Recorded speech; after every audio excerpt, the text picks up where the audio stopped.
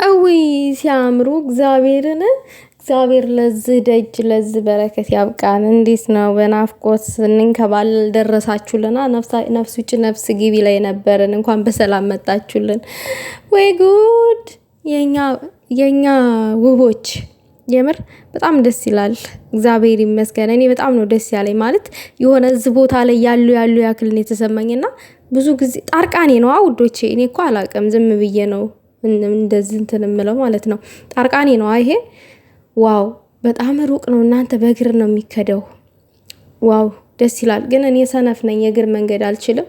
ብቻ ፈጣሪ ደጅ ስንሄድ ፈጣሪ ያበረታናል። ለዚህ አገራችንን ገብተን ውዶቼ ለዚህ እዚህ ደጅ ለመርገጥ ያብቃን። ያሰባችሁትን ያሳካላችሁ።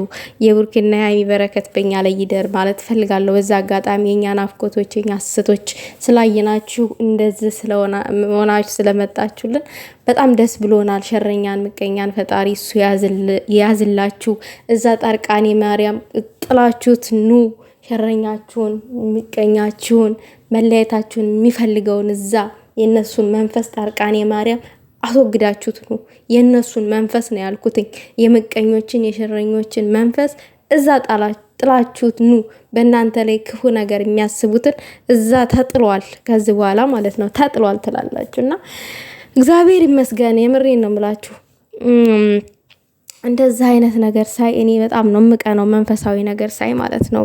ምክንያቱም የሆነ ደካማ ስትሆኑ ወይኔ እኔ ብርቱ ብሆን ምናምን ነገር ትላላችሁ እና ፈጣሪ ያበርታማ ያስፈልጋለሁ።